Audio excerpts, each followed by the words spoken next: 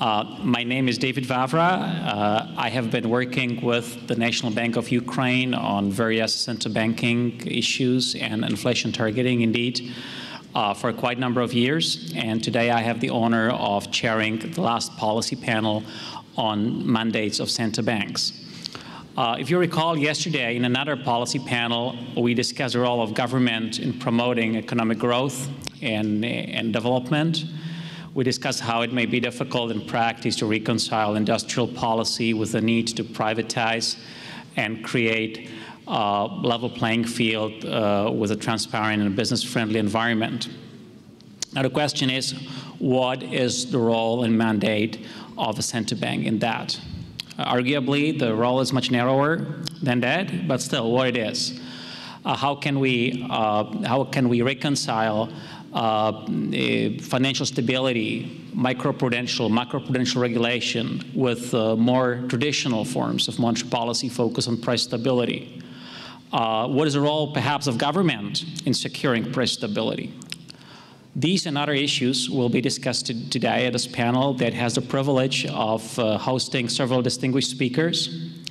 Frank Smets, currently the head of the economics area at the ECB, previously advisor to president of the ECB and long-time head of research.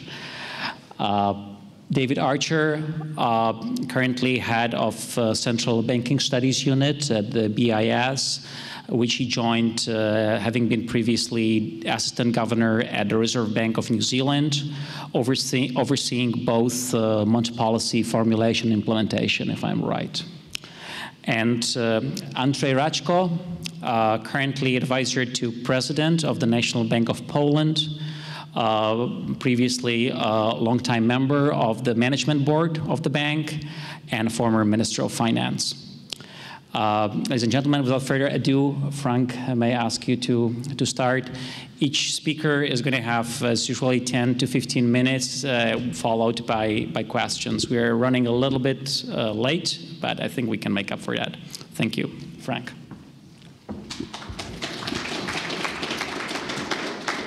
Thank you very much, David. Thank you very much for the invitation. It's a great pleasure and a great honor to participate in this panel.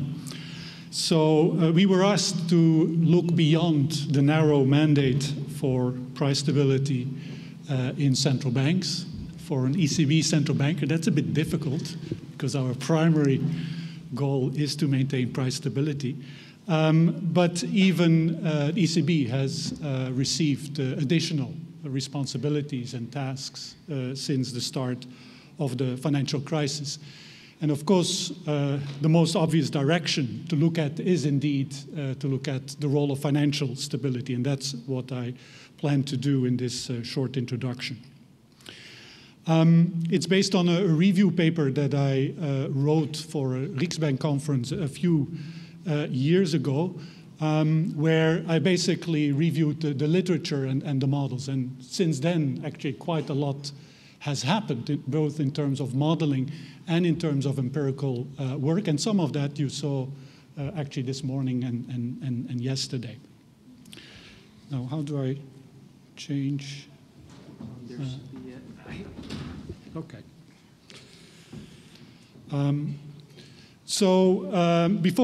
Before I get to that, let me just explain very briefly what the current institutional setup is in the euro area. It's quite complicated, as you can see. The ECB's primary objective for monetary policy is still to maintain price stability, which we define as annual HICP inflation below but close to 2% over the medium term. And that the legislation, the treaty, has not changed. So that remains our primary objective. Now, since 2014, the ECB, after the sovereign debt crisis and the banking crisis, basically was mandated with the supervision of banks, of the systemic or significant banks, 130 banks in the euro area, through the SSM, the single supervisory mechanism. That's what you see in the lower right-hand corner of the red box. Between the two, there is a clear separation in the sense that the decision-making processes are clearly separated within the bank, although in the end, it's the governing council that bears the overall responsibility. And of course, in between, you have the macroprudential policy, and also there, the ECB got some responsibilities, but most of the macroprudential policy area is still at the national level, and probably for good reasons, because many of the financial bubbles and issues, imbalances, may arise at local level, and then having local instruments may be appropriate and may be sort of best policy. What ECB can do is basically up these measures if it deems it important to lean against sort of procyclicality of the financial system.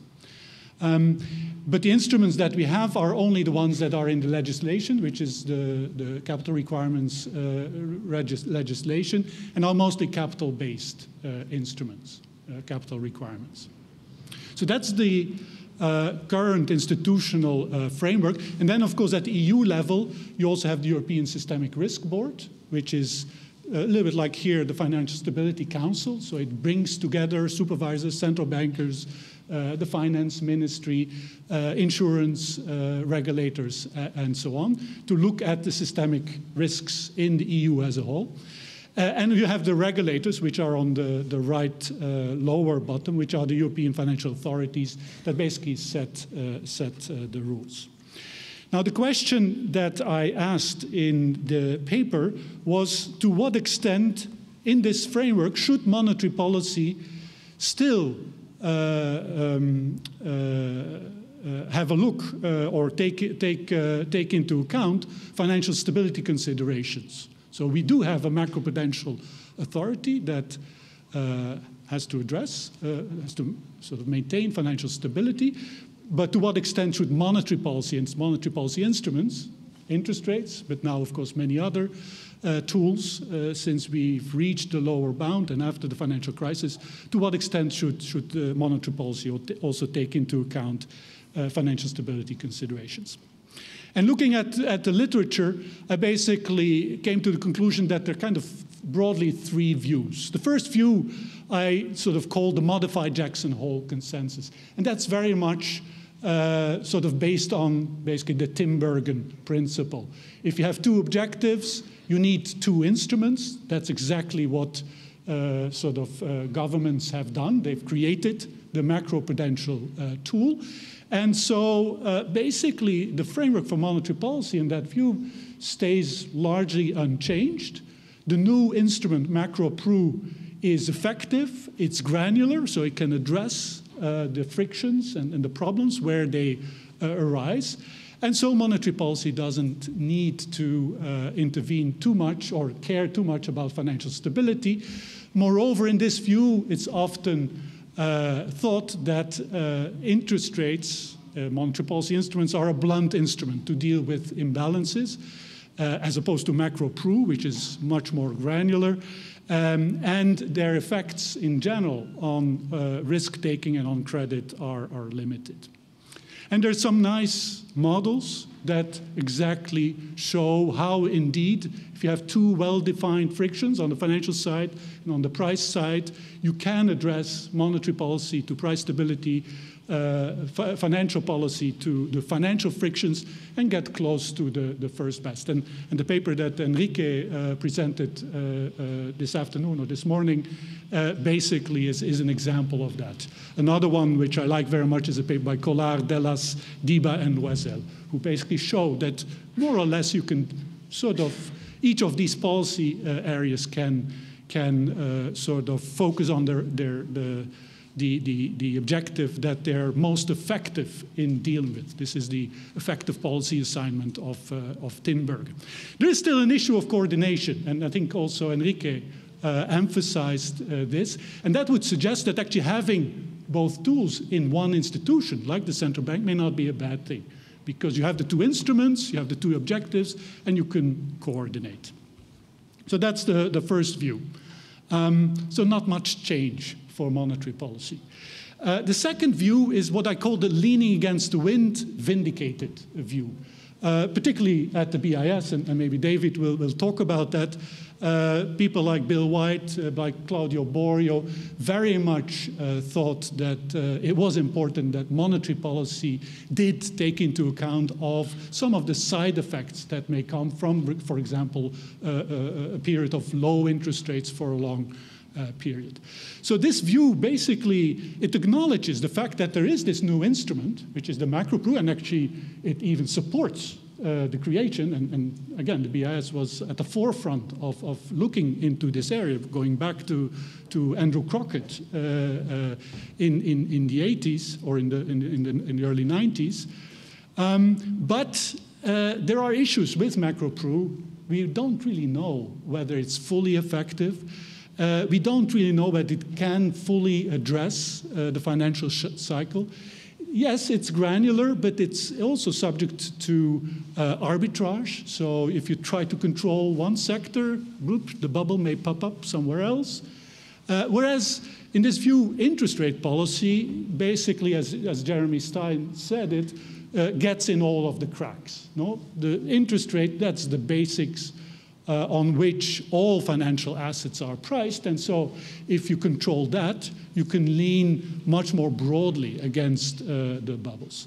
And so the conclusions that this view takes from this kind of analysis that, yes, monetary policy should probably still primarily focus on price stability, but it should take into account financial stability as a secondary objective. And one way it can do that, which to some extent is also embedded in the ECB's monetary policy strategy, is by using the medium-term flexibility to take those into account. Another way of saying it is flexible inflation targeting, where the part of the flexibility comes from financial stability considerations, is a good response. And then the third view that you find in the literature is what I call financial stability is price stability view. Basically, those people, and there is again a number of both academics and policymakers that have come out in this column, basically these observers say price stability and financial stability in the end is not distinguishable. And the policy instruments, monetary policy instruments versus macro-pru instruments are in many cases difficult to distinguish. As a result, you should think about a broad objective of financial stability, which includes the twin objectives of financial stability and price stability. So financial stability and price stability are intimately interlinked. Actually, the way monetary policy works is through the financial frictions. In this view, it's not through price frictions, but it's through the intermediation, the financial intermediation sector. And again, an example of a more academic sort of strand of research that makes that point very forcefully is the work by Marcus Brunemeyer and Yuli Sannikov.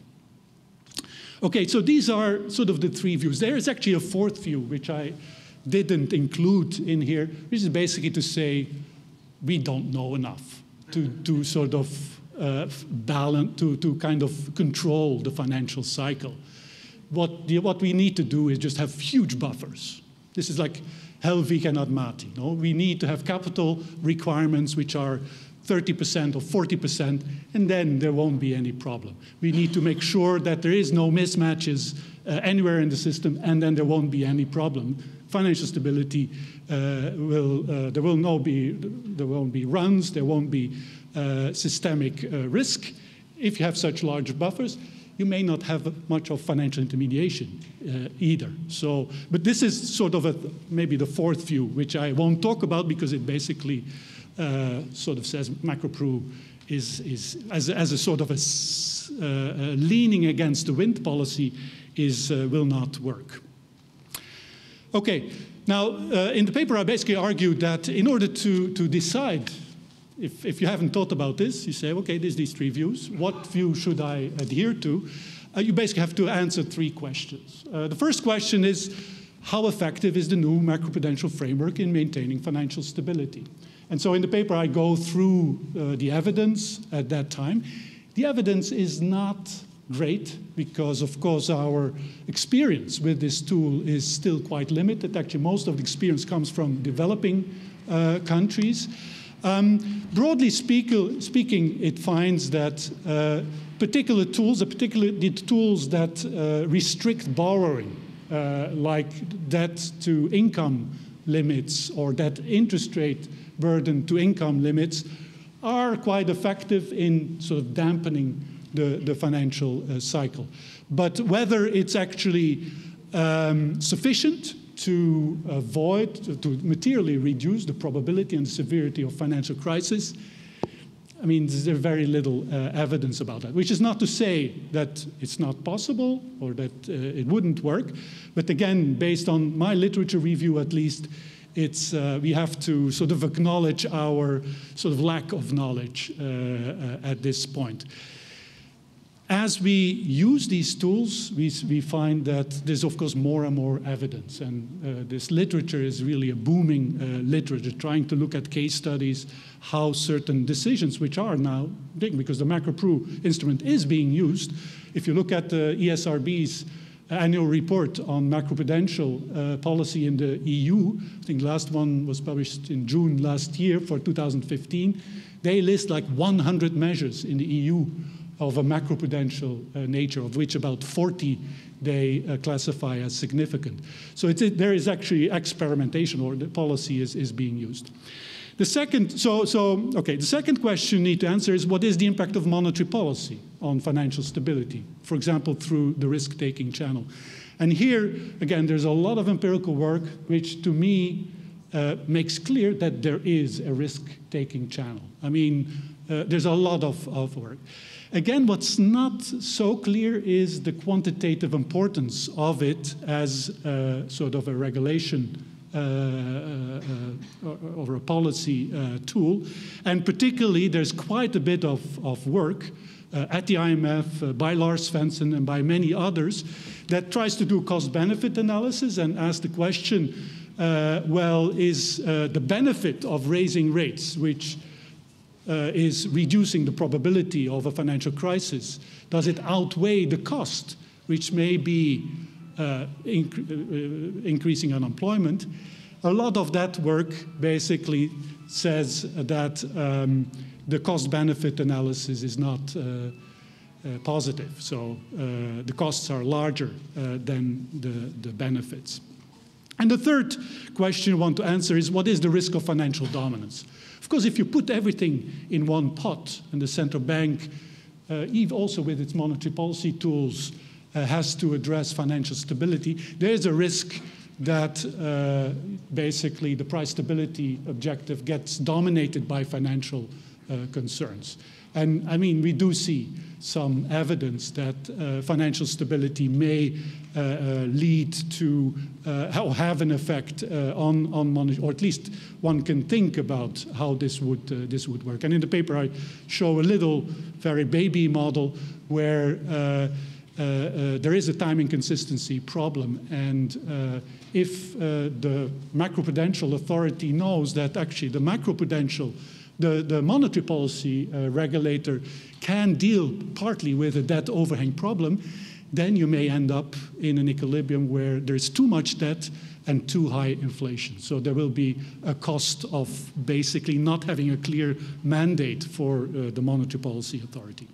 Okay, so what did I conclude based on this review? And I mean, if you want to see the details, have a look at the paper. So some of the lessons from the financial crisis are clear. Both macro and microprudential policies need to be strengthened and have been strengthened in order to increase the resilience of the financial sector and reduce its procyclicality.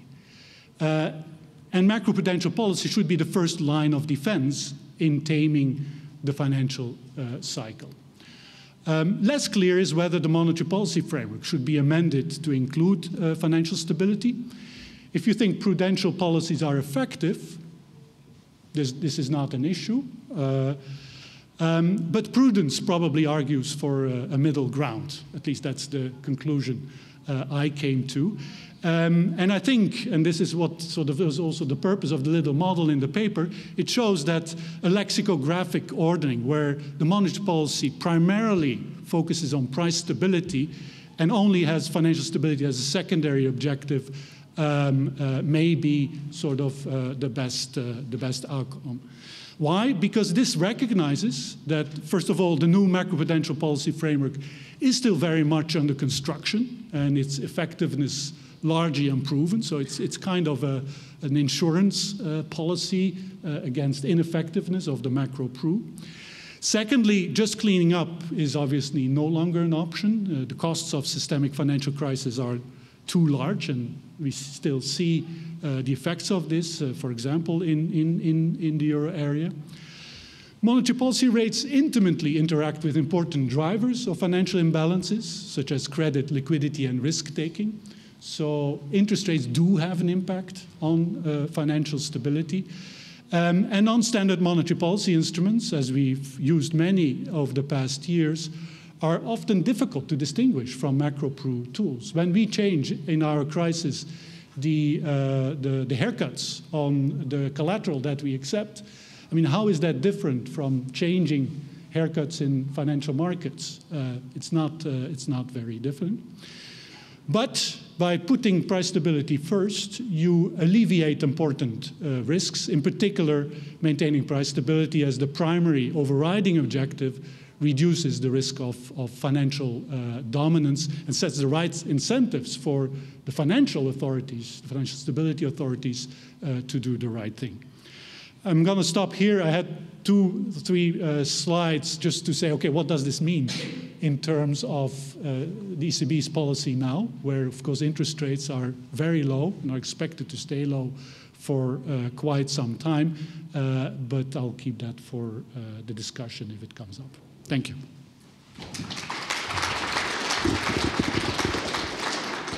Indeed, thank you.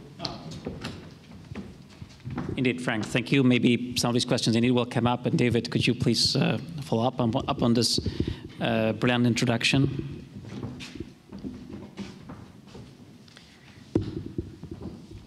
Well, thanks very much. It's great to be here again. I was here at the conference last year, and it was a great opportunity to get to learn a bit about the Ukraine. And it was an inspiring story, so I'm very, very pleased to be back. Yes, I come from the BIS, and the BIS does have particular views, or at least many of my bosses have particular views. I don't necessarily agree with everything, but I have a particular role and interest at the BIS, which is in the institutional design of central banks and the institutional context within which policy is made. And that means I can agree with a lot of people on some of the economics, but come to a different conclusion on political economy grounds in terms of how it should be done and what should be done. And you'll see a bit of a flavour of that come through. I'm going to use Frank's 3 camps as my kind of way of articulating some of the issues to be thought about. So he ran through these 3 views of whether monetary policy should be modified to bring in financial stability considerations into the structure more obviously. He talked about the modified Jackson-Hole approach, which is a continued specialization of functions, leaning against the wind more forcefully and more potentially on a more of an ongoing basis than just having something there in the background, which on an exceptions basis you might modify your policy reaction function for financial stability considerations. And the third view being this radical reconception of the task of a central bank as being about something which is a nexus or a combination of price stability and financial stability. So Frank ends up sort of in the middle ground, good place to end up typically. He run his paper. This paper is very well worth reading. The Riksbank paper. You should go and dig it up from the web if you haven't already read it. He agrees that financial busts and booms have very big costs. That sometimes price stability and microprudential regulation will not be enough to assure price stability. We need more than that. The point that he elaborates most fully and nicely in his paper is the connections between the instruments of policy, so both regulatory and price instruments, with the channels of intermediation for both price stability and for financial stability. So both interest rate instruments and regulatory instruments affect both risk-taking behaviour and intertemporal choice-making. And there's a lot of research which he cites and research which has come subsequent to that paper which goes in that direction and establishes that there are connections, cross-cutting connections here.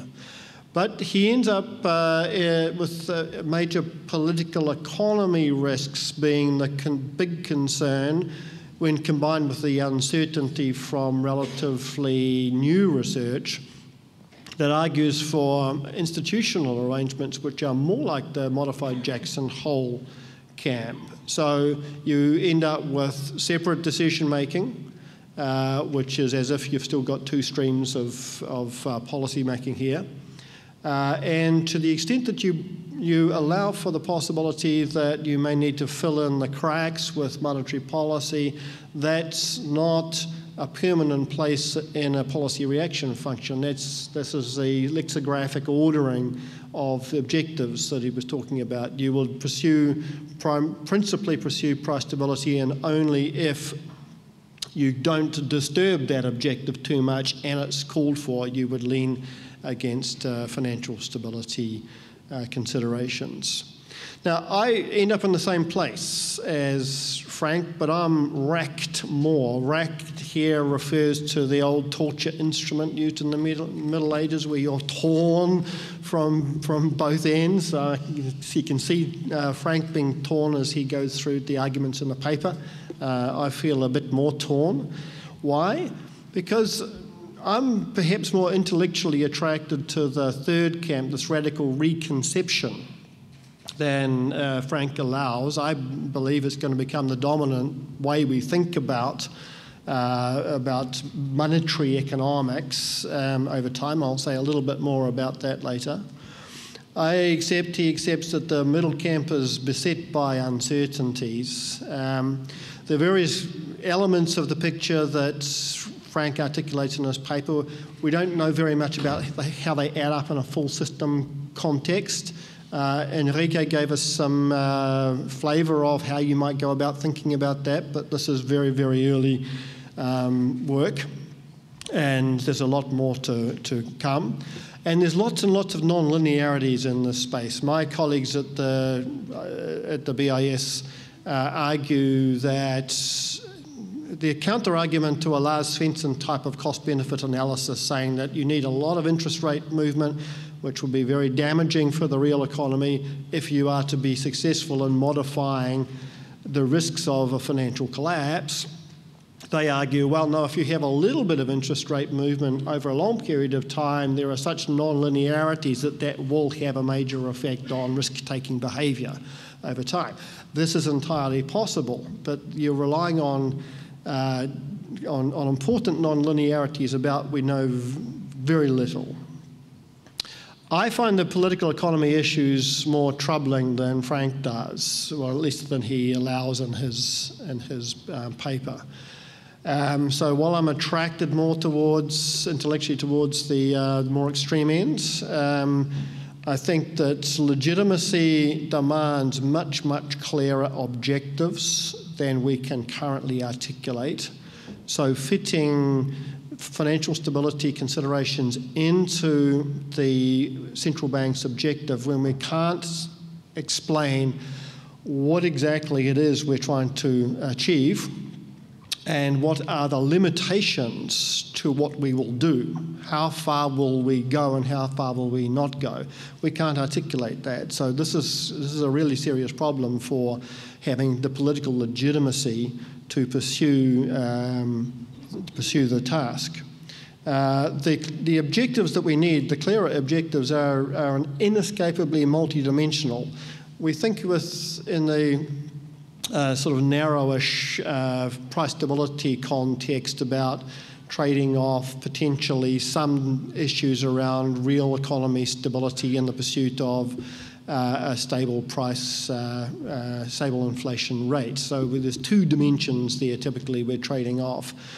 In the financial stability domain, we're quickly into regulatory tools which have many, many more attributes, many, many more concerns which are legitimate concerns for society. I can go into those more extensively if we have time in the discussion, but I'll refer you to a talk I gave at the Riksbank at the conference last year. The paper's on their website. There's lots of trade-offs, therefore, inherent multidimensionality and potential interaction with the monetary policy price stability objective leaves lots of potential trade-offs. And we can't yet pre-configure those trade-offs. We can't say how to respond to them.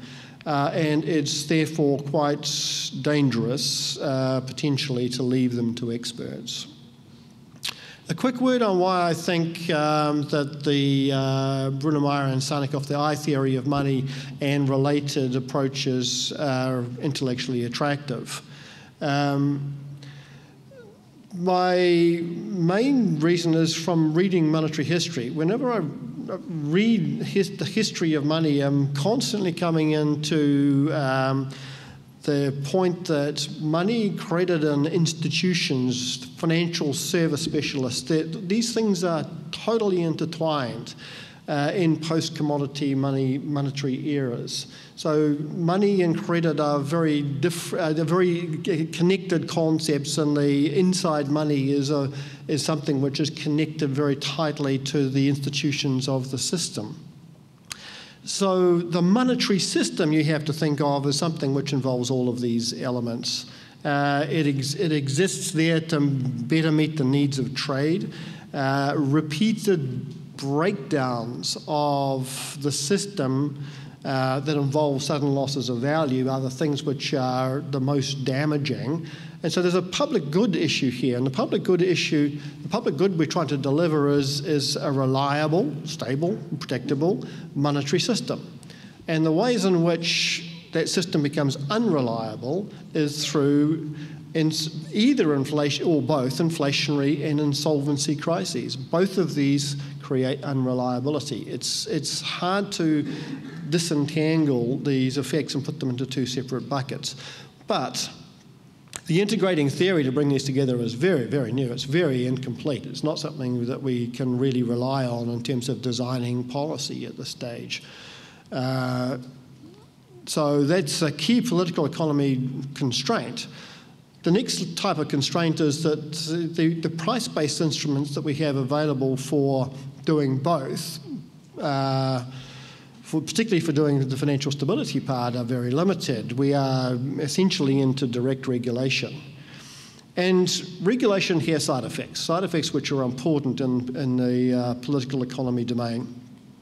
We have a concern, and now I'm going to start articulating some of the multidimensionality of the problem. We have a concern about the dynamic efficiency of the financial system. It's there to support the needs of trade, and regulation impacts the dynamic efficiency of the system.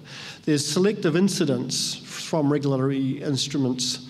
Some people are much more affected than others. There's distributional consequences, and there's impacts on special interest groups which have political power. There's certainly exposure to design flaws, seriously heavy exposure to design flaws when we're dealing with lots of regulatory instruments which interact in strange ways. Plenty of exposure to rent seeking, including rent seeking by the officials involved in implementing policies. There's arbitrary impacts on the property rights of service providers. financial service providers, which impact on the incentives to supply financial services. And we've got the problem of public finances being the residual insurer when things go wrong. Now, each of these are considerations which you would expect society to be concerned about, to be worried about, and to articulate in any objective statement for policy directed towards financial stability as well as price stability, but we do not see those appearing in objective statements. So the trade-offs are very uncertain. You can see those. I don't need to go through the list of things to be able to articulate why there are lots and lots of trade-offs there. And delegation of these trade-offs, making these trade-offs to independent agencies, really becomes difficult because delegation works best when the tasks are clear, easy to specify, and easy to monitor. Two final points about the political economy considerations. Risks from the delegation of both macroeconomic and financial stability to the central bank are large. Frank particularly emphasises sort of reputational and time inconsistency risks. Financial dominance is the way he put it. I would certainly endorse that, but go beyond that and argue that the legitimacy of the institution is at risk until we know more about the subject and can articulate the objectives a whole lot better and have the legislatures buy into that by way of specifying those objectives in our law.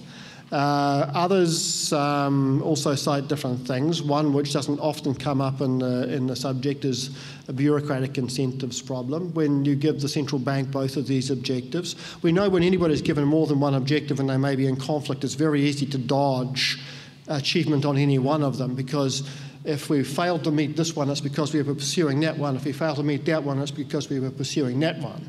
It's very easy to kind of just avoid doing what we ought to be doing.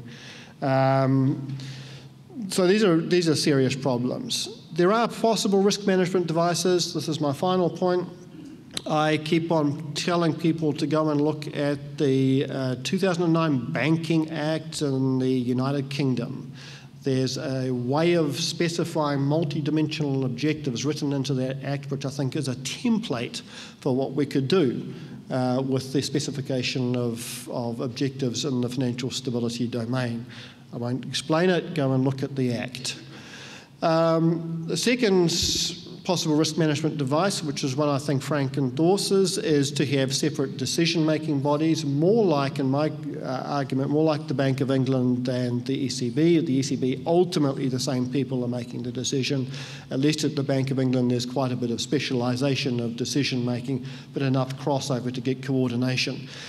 Separate bodies are really important because when these trade-offs arise, you need people to be thinking about different dimensions of the trade-off. You need the trade-off not to be submerged.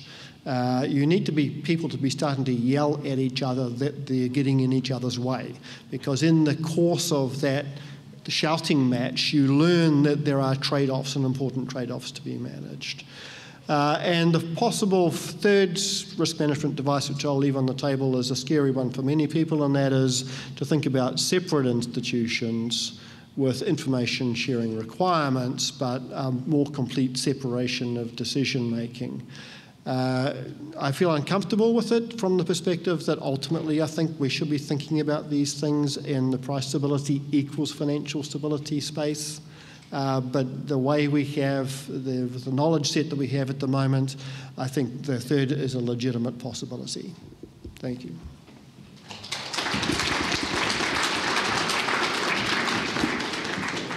Thank you, David. I'm expecting a number of questions from the audience on the institutional setup and political economy, given especially the experience of the MBU in the past 3 years, trying to define their political economy issues of the central bank and relationship with the government on various issues.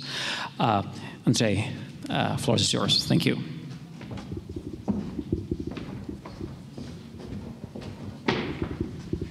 First of all, of course, I would like to thank the National Bank of Ukraine for invitation. It's always a pleasure for me to be again in Kyiv and to discuss with the Ukrainian colleagues some aspects of monetary policy and our situation.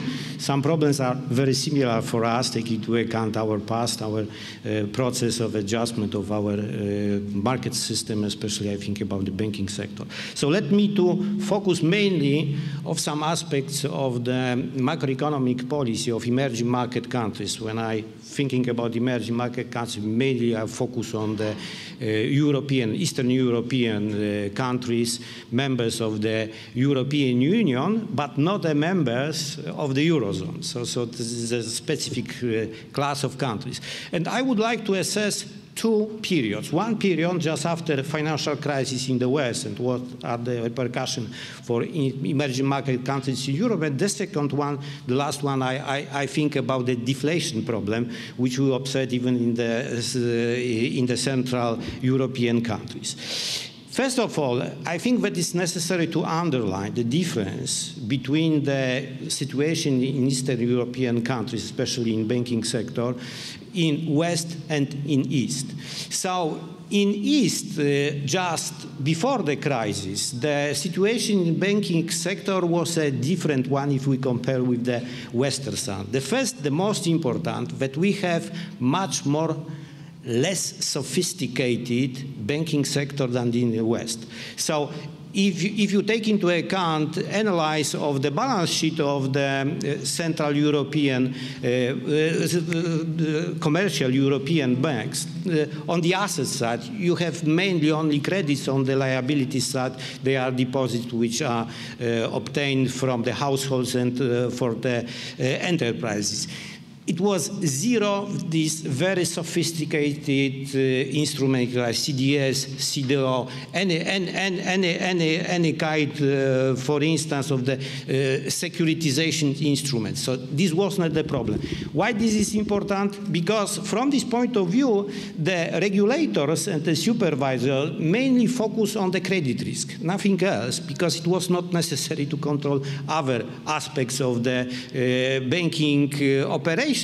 And in some sense, they are quite good in this job in some aspect. There are, of course, some problems as well. So this was the reason that capitalization in Eastern European banks was a higher comparing with the West, because everyone assumed that the credit risk is a higher in eastern part of Europe, so it's necessary to have more capital in the banking sector. This was the first, that the capital adequacy ratio in average was significantly higher if we compare East and West of Europe. The second one, all the banks are functioning with a significantly lower leverage.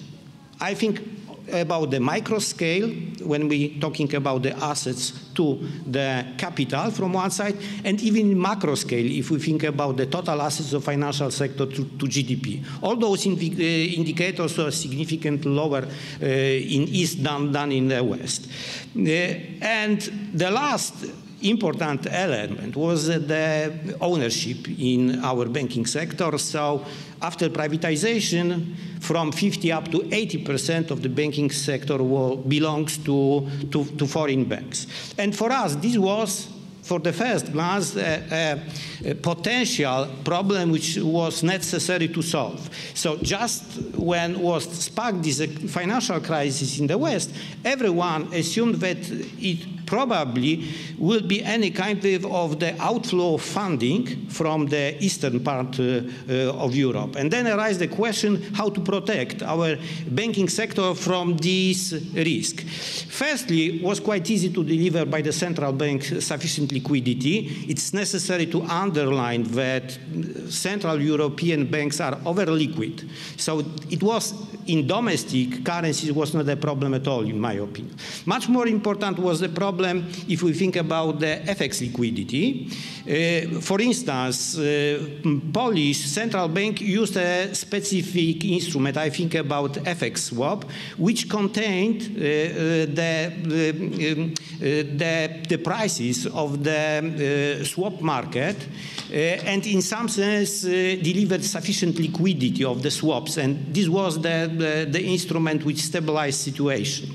But one element I need to underline. In this time, the Eastern European Central Bank decided it's necessary to build any kind of the platform for the bankers from West and from East. I think about host banks and, of course, the mother companies in the West, to have any kind of the exchange of the information and the coordination process in the case of this funding outflow.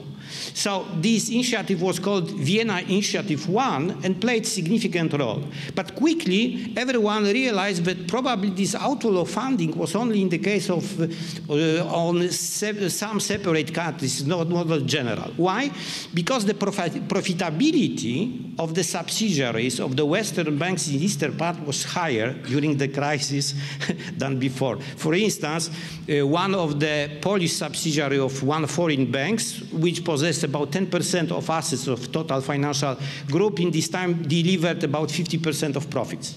So no one would like to kill a golden duck. It was the result that we did not observe rapid outflow of funding from the Central Eastern Europe, except, of course, the treasuries, and the market of treasuries was separate. We observed the outflow, but it was a temporary, and when the situation was stabilized, then it's not any problem. But what about the consequences of crisis? Of course, in the real sector, we observed the slowdown of GDP growth as well. And of course, it sparked the problem of non-performing loans. But this problem was a little specific if you compare, again, East and West. Because in the East, it was not a problem as important from the point of view of capital. Because as I mentioned, the amount of the capital, and especially which was mainly tier 1 capital in the Eastern banks, was not a problem to cover the potential losses of the NPLs, but it was a more important problem how to manage NPLs, because we realized that many commercial banks paid a lot of attention how to manage NPLs, and I think about staff, I think about the management, so they did not have sufficient time to concentrate on the basic business, to make a new loan. So then arises the question, okay, it's necessary to find any kind of the financial intermediaries which in some sense took this stock of NPLs, in some sense this problem should be properly addressed, and this was again discussed on this platform of so-called Vienna Initiative 2. And the role of the central bank, it was deliver some temporary liquidity for these potential intermediaries. But the biggest problem in this time, of course, was the problem with the mortgages denominated in foreign currency. And this is a very good example. What does it mean, lack of macroprudential policy? And this lack of the macroprudential policies, my colleague mentioned, in eastern part of Europe means the problems with mortgages denominated in foreign currency. Of course, this was a different scale of this problem. This was a real political, economic, and from point of the financial stability problem for Hungary. And for them was no other choice than to make an obligatory conversion from Swiss franc mainly to foreigns, which in the end, of course, was the very painful process for banks, and it was a significant cost for the central bank as well. So they lost, I think, about the Hungarian central bank, there was roughly about 20% of foreign reserves. So it means that it's necessary to implement some upfront instruments of the regulation which may support monetary policy.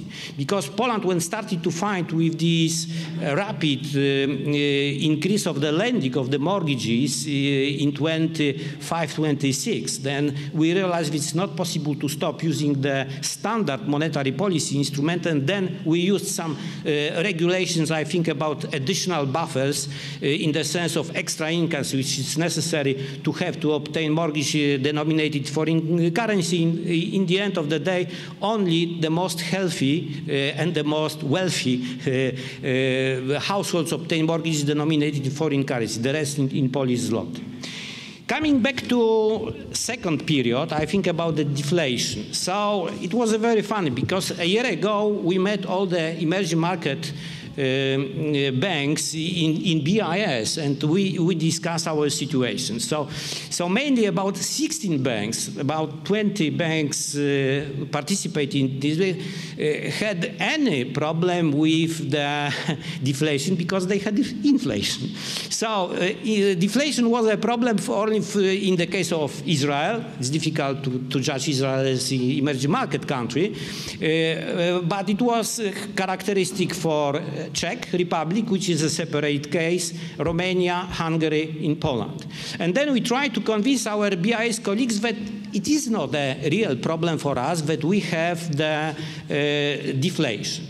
Why? First, we'll use this argument that in our case, we monitor firstly the inflation expectations. And the inflation expectation during all these 2 years period, 2.5 year period of the deflation were well anchored. So it was any idea that in mind of the consumers, entrepreneurs, this idea that probably deflation is a real problem. This is only a short stop for people from the standard situation of inflation. So this was the first. The second one, when we take into account all the important measures, propensity to save, it was the same as before.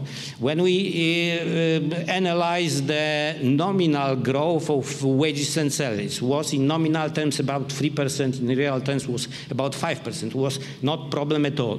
Then we analyze, for instance, retail sales was a positive during all this period. The most important for us was the situation of the entrepreneurs, because we observed for 3 years PPI deflation. Then there arises the question if the PPI deflation produces any kind of negative impact of the behavior of the enterprise. We observed that in our case, Polish case, the system was very flexible. So it was adjustment of the prices that did not hit the profitability of the firms, and in the end of the day employment and the increase of wages and salaries. So in our opinion, we as a central bank should focus mainly on inflation, not on the deflation that, in our opinion, this is only temporary phenomenon. What they are lessons from these two periods? The first, in my opinion, that central bank in the emerging market countries' job is inflation, and we need to focus on inflation. The second one, if it's possible, we need to use the very conservative approach to instrument which we may control situation in our banking sector. If it's possible, it's necessary to avoid any kind of these, let's say, very sophisticated new instrument. The third lesson, in my opinion, that we need to focus as well on the stability of the financial sector.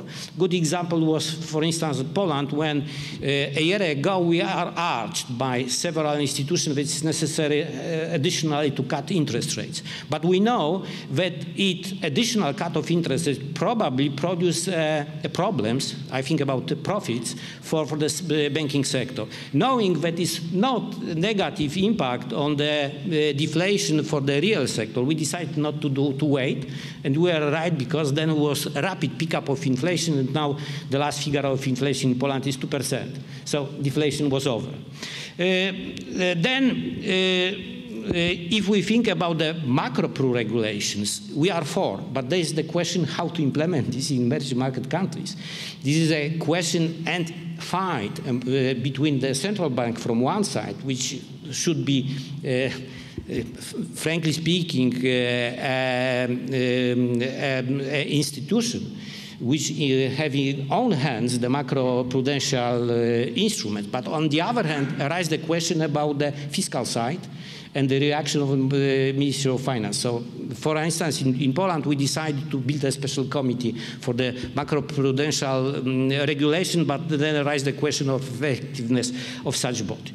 Then, FX interventions. So in my opinion, taking into account our experience, probably it's possible to use, even in the case of the free float, the intervention, but when we only would like to smooth the volatility of the exchange rate, not to have in mind any kind of the level of the exchange rate. The separate case is the Czech Republic, probably David may tell something more. They use the FX intervention as a special monetary policy instrument, but it's a specific case. And last but not least, we may try to use monetary policy instrument to pick up, for instance, growth. But the efficiency of the instrument, taking into account our experience, is very limited. So, and if take into account those models of funding for lending, for instance, which was implemented by the Hungarian central bank, is not, the experience is ambiguous, and in my opinion, is not effective at all. So, when we are talking about any kind of the stimulus for growth, so we need to focus on fiscal side, and we need to build a fiscal space, and need to have a fiscal instrument. It's no other choice for me as a former Minister of Finance. Thank you very much.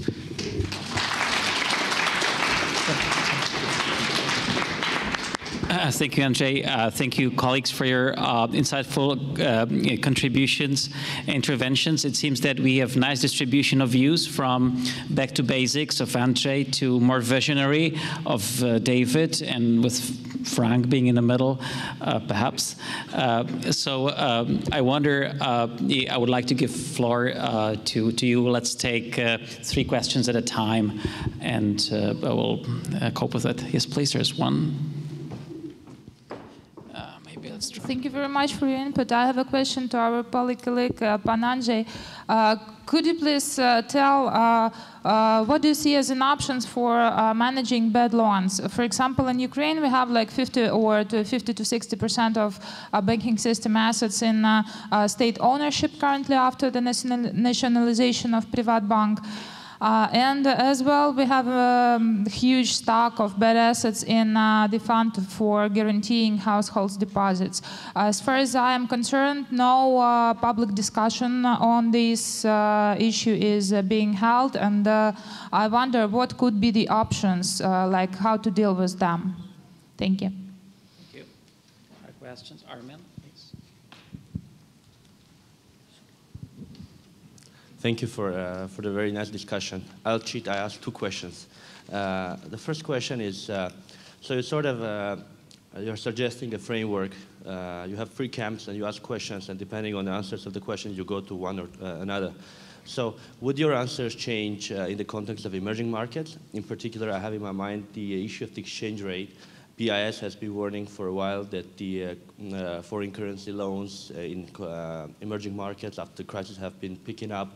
It's a big danger. So do you see the problem of basically financial and monetary policies clashing on the issue of the exchange rate?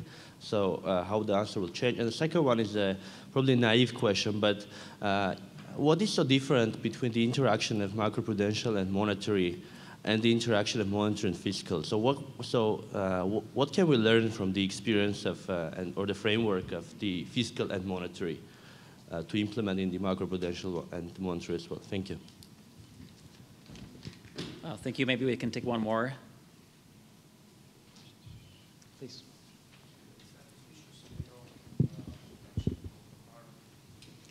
Problem. I have a question about macroprudential legislation. In National Bank of Ukraine Council, we started to discuss the problem of the legitimacy base for macroprudential intervention. So, is it enough to have a mandate for financial stability maintenance, or should macroprudential tools be tied with changes in central bank laws? Let's say, should central bank laws be contained by a relation between financial stability mandate and macroprudential instruments? Thank you. Thank you. Gentlemen, would like to start? Maybe I quickly respond to this question about the bad loans? Bad loans. Yes, please. So Poland had the same problems in the end of 90s. So the bad loans indicator was very high, and mainly was heritage from the past. So the banks in the first years of 90s originated a lot of loans to the former state-owned enterprises. And many of those loans were completely lost. And then we elaborated a special law. If you would like to have any kind of the model how to maybe proceed this, please read the Polish law from the end of 90s, how to build a system for the transformation of some loans to different forms of financial instrument. And then was additional element how to recapitalize the banking sector. So I don't like to go to the details. So my opinion is the best idea for you to read this. In our case, this was very important because this was the precondition for any kind of the privatization of the banking sector in Poland. Oh, I don't remember the exact title, but if you look into Google, definitely you will find. Thank you. Frank, David, would you like to take up some of the questions on the...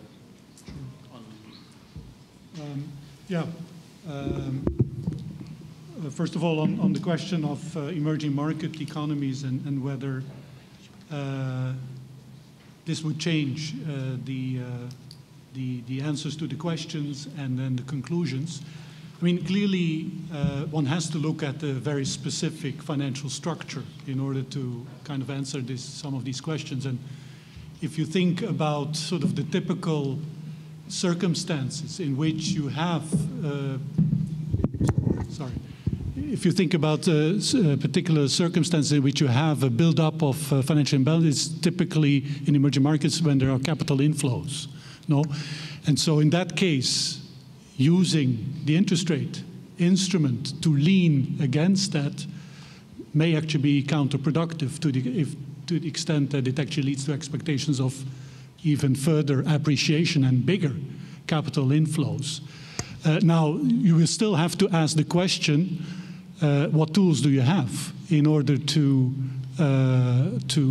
address, what macroprudential tools do you have in order to address those capital inflows, if that is the biggest source of systemic risk? And there, and I think you emphasized this quite a bit. There, of course, looking at the foreign currency mismatch is key. And there are, of course, examples. I think Hun Chin, who's now also at the BIS, has dealt with some of these issues in the context of Korea. But so the answers definitely will differ depending on the financial system. But you have to look into the details. On the interaction with fiscal policy, I mean, some of the things are, I think, considerations are similar. I mean, I would describe the kind of interaction between fiscal authorities, I'm thinking about fiscal stabilization authorities and monetary policy authorities as a type of Stackelberg equilibrium, where it's clear what the reaction function is of the central bank, and fiscal authorities should take that into account. And to some extent, similar considerations, and this is basically sort of was my analysis related to the third question, hold vis-à-vis financial stability authorities. If the financial stability authorities know what your reaction function is, in particular with respect to price stability, they can actually take that into account, and as a result, if they do, I mean, policy may actually be better for it, in the sense that they will lean more against a build-up of a debt overhang, for example, because they know they should not expect inflation to solve the problem ex post. And of course, with fiscal policy, it's the same thing. So to the extent that it's really debt, excessive debt that is the issue, I think we can learn quite a bit from the frameworks that we have with respect to fiscal policy. And then the last question on legitimacy. I mean, I do think, and I think David sort of emphasized this point, I do think that there are different levels of legitimacy between financial stability objectives and price stability objectives for a number of reasons. One of them is that it's relatively easy to define what price stability is. It's much more difficult to define what financial stability is. And so all the issues of accountability and monitoring that David referred to are just more difficult, which suggests that your accountability framework has to be stronger. And for example, if I take the example of the ECB, so when we got the SSM, this is microprudential supervision, we did actually have a separate accountability framework with the European Parliament, which is a bit stronger than for the monetary policy framework, exactly for that reason. I mean, the other reason, of course, is that, again, as David emphasized, the measures that we take, and particularly the ones that are more effective, like loan-to-income ratios, are, of course, measures that directly are of a distributional nature. You will, for example, I'm from Belgium. In my country at the moment, there is a discussion between the government and the National Central Bank about some of the macroprudential measures, and particularly whether some of the measures that were taken prevent young households from buying and owning a house, because they have to put up much more money than they used to have to. And so these are very political issues. We see some of those issues also with some of the unconventional measures that central banks have taken with respect to price stability. And so there is a question mark there. But for sure, macroprudential measures have more of a sort of a distributional impact, or at least some of them. Just a couple of quick words to kind of amplify a little bit of what Frank was saying in relation to those two questions. On learning from the fiscal monetary interaction, I think that tells you that two separate institutions could be a reasonable way of approaching the integration or the coordination between monetary policy and macroprudential policy, because the knowledge of each other's objective function should be sufficient to get most of the coordination at arm's length. You don't need them inside the same roof, under the same roof. Now, there may be arguments to put them under the same roof, but I think that suggests that it's not necessary. In terms of the legitimacy question, I don't think it's enough to say that the central bank has an objective for financial stability, because that could mean so many different things. Is financial stability about the amplitude of cycles in real asset prices? Is it about the amplitude of cycles and quantitative components of the intermediation process, or indebtedness, or leverage? Is it about the resilience of the financial system, its ability to bounce back from shocks? These are three very different things, which would give you three very different ways of approaching policy. And if you select any one of those, how much of that, how much is instability can we tolerate? How much stability do we want? Somebody in the UK put it nicely. We don't want the stability of the graveyard. We don't want financial variables to flatline. But how much moving around in financial variables is reasonable and efficient? We can't answer that. And then we are going to give somebody a lot of powers to stop people buying new houses on the grounds of something that we can't define what we're trying to achieve. That, I think, has some very difficult legitimacy problems associated with it. We ought to be able to articulate these things better than we do. And I think we have some tools available to do it. We just haven't taken that problem seriously yet. Thank you. So let's have another round of comments. There's Mr. Shamila over there.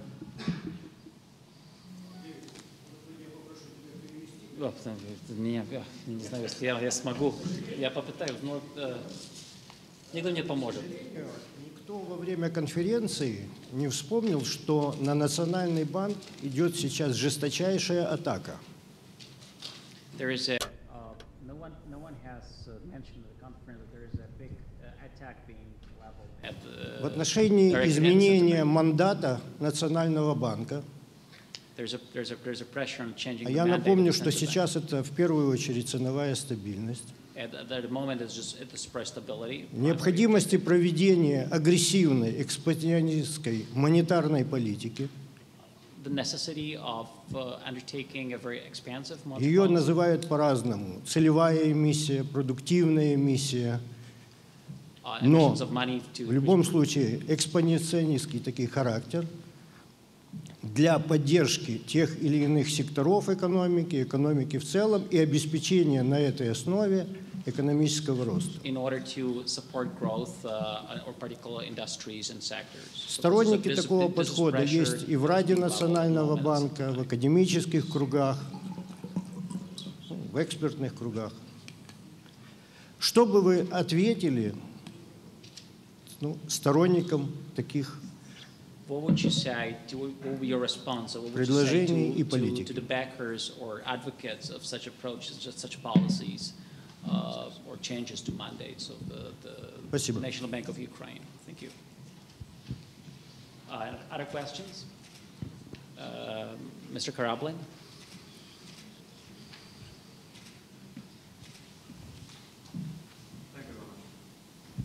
Thank you. My question is linked to the previous one. The name of our conference is The Role of the Central Bank in Economic Development, not in economic growth, exactly in economic development.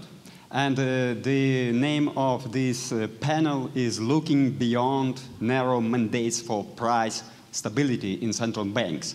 So I'm interested in your insights, in your views. How is it possible to link these two titles, two names of the conference and the ongoing panel? Thank you very much. Another similar question over there. If it's a very different question, maybe we can take these two questions first because they're kind of related. But if it's a similar question, please go ahead. I have just one question to Frank Smets.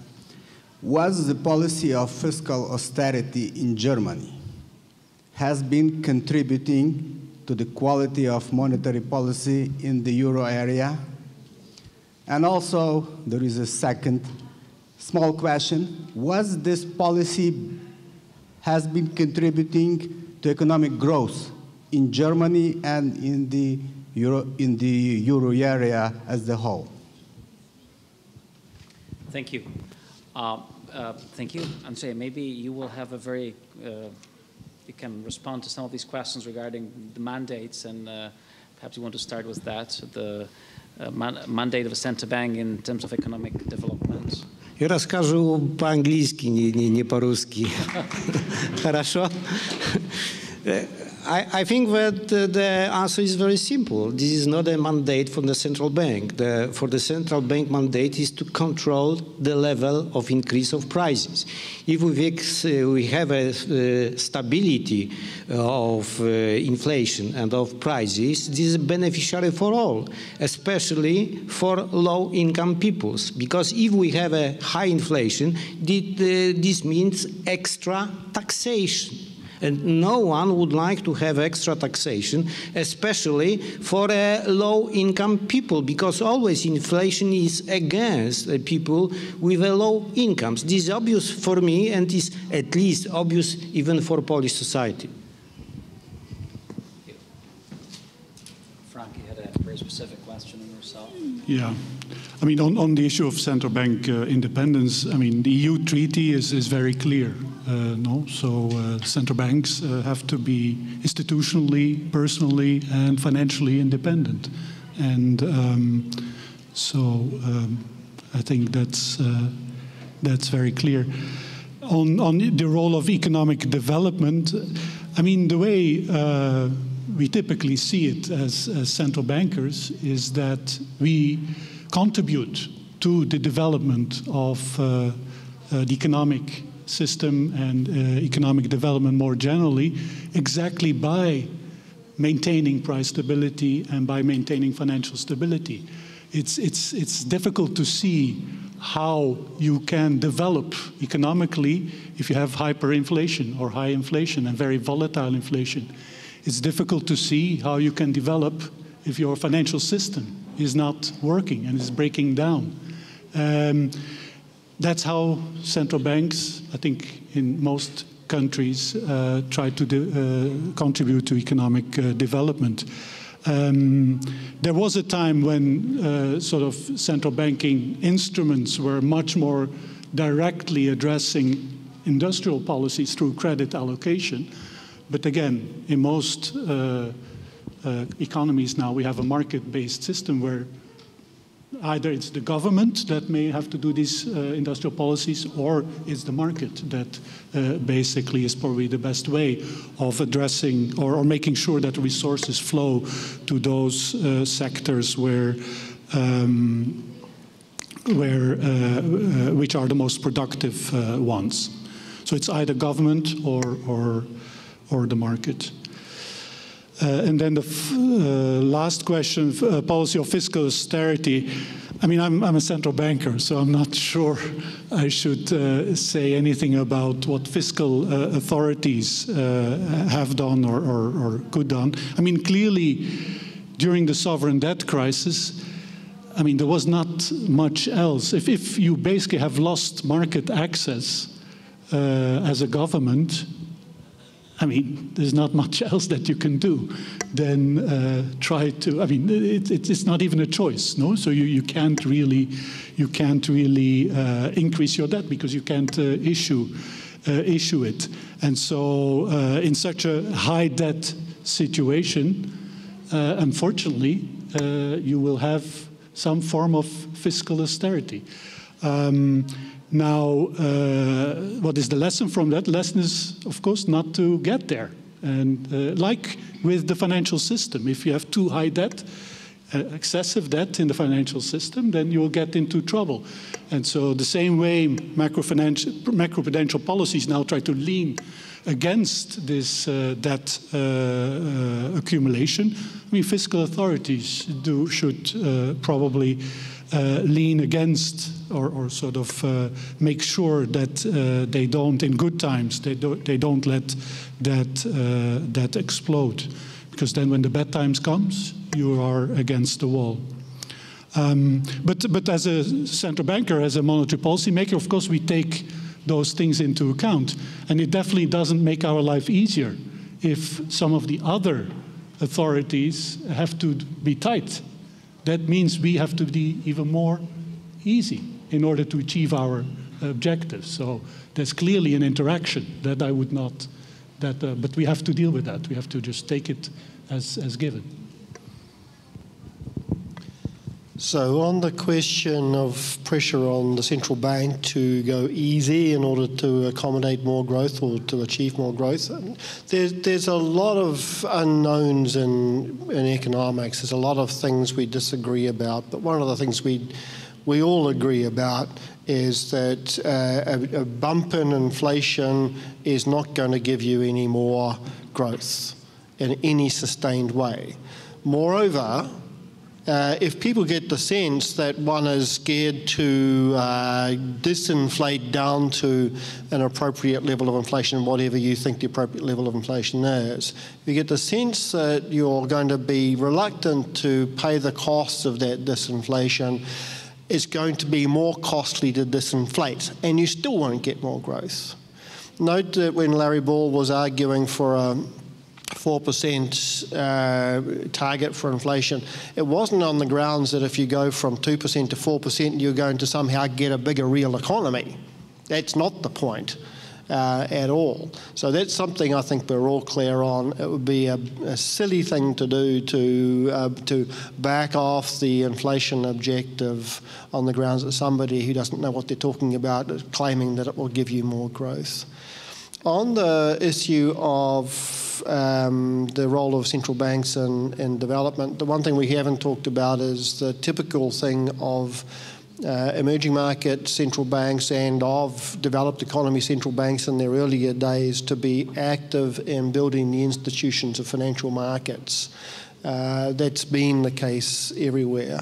Central banks do have a closeness to markets. They do have people who engage in markets. They typically have staff who understands the dynamics of the institutions. They can observe where markets are not performing tasks which are being performed apparently efficiently in other jurisdictions and can contribute the analysis. So I think there is clearly an analytical role, a policy advice role at the minimum that central banks can and probably should play to help develop the institutions of the market. There are dangers though. Market participants capture central bankers rather too often in the development phase. So you find that institutional structures get built because they are in the interest of certain players, or they hang on in some way beyond where they should be. They're not, there's protections to particular institutional arrangements because there's a closeness of understanding between players of the market and the central bank. So guarding against that, whether it's intellectual capture or it's something else, is important. But I don't think ultimately that should hold back from being an active participant in the analysis and the thinking about the development of the financial system. Thank you. Perhaps another round of comment, maybe the last round. So, who is? Yes, please. I would like to ask the Andrzej, Raczko. Poland experience for Ukraine is very important. We know that Poland is a member of European Union, but not a member of Eurozone. So it means that National Bank of Poland conduct independent monetary policy and macroprudential policy. Do you have any plan to join the Eurozone and to be part of all this system? If yes, when? If not, why? Andrzej, maybe we can answer that one. Sorry, this question asked me maybe 50 years ago, my German colleagues, what about the euro adoption by Poland? I told him as quickly as possible. Then we met after 15 years and he asked me what I think about it. And I have this issue is much more complicated because it's necessary to have some preparation on our side. On this other side, there are some necessary steps which should be done. I think about the integration, mainly fiscal integration in the European Union. So that I respond, my German colleague respond that I probably changed mind. I told no, because 15 years ago I was an optimist. Now I am experienced optimist. No, if I may add to that, from the Czech experience, we were never that optimistic, but we are now equally informed. Let's put it this way. All right. So, other questions, please. Yeah. Lawrence Ball, please.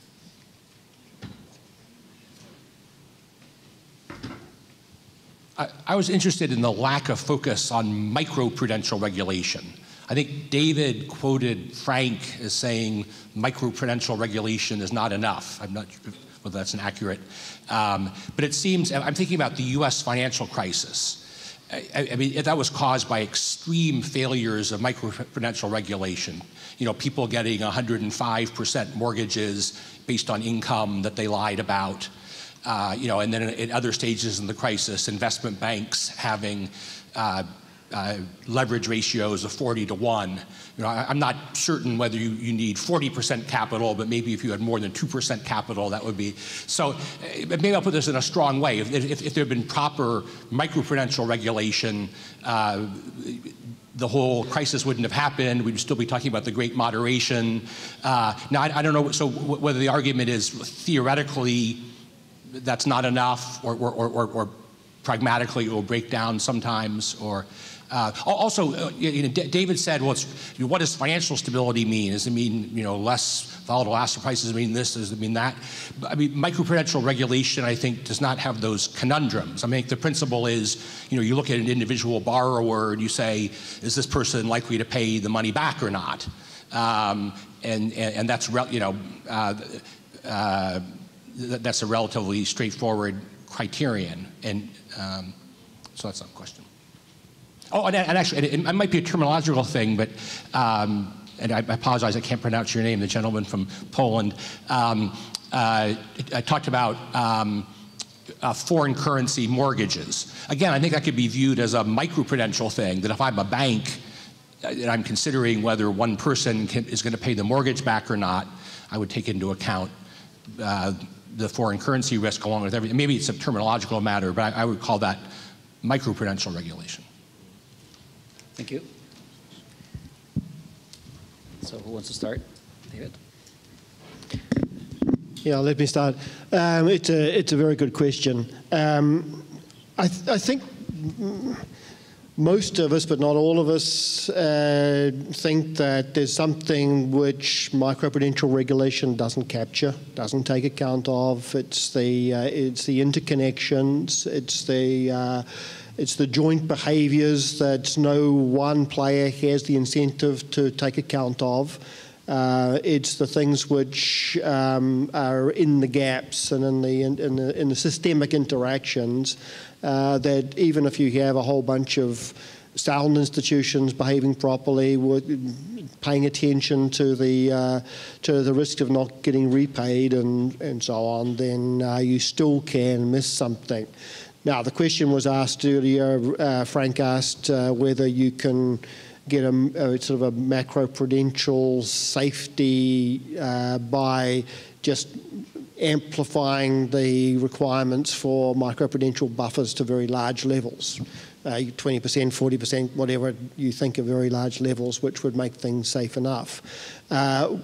Possibly, but I have some personal skepticism about the ability of microprudential regulation to achieve what we set out to achieve. Pretty much all of microprudential regulation is about telling institutions and individuals and corporations not to do things which they think are profitable and consistent with their risk preferences. So we're saying, okay, you may not take risk this way. So the natural reaction is to take risk another way, to re-optimize, such that the individuals or the individual institutions are being personally efficient in the way they behave. So microprudential regulation is pretty much always incentive incompatible. It's about pushing the nature of the risk-taking around. Unfortunately, the dynamic is that we regulate where we know most about the nature of the risk-taking, and that's in the most obvious parts of the risk-taking spectrum. So we say, okay, each time we find risks being taken which we're uncomfortable with, we say, you can't take risk that way, or more than this amount of risk. Progressively pushing risk-taking into the domains that we know even less about, and possibly markets and institutions know less about as well. So I think we've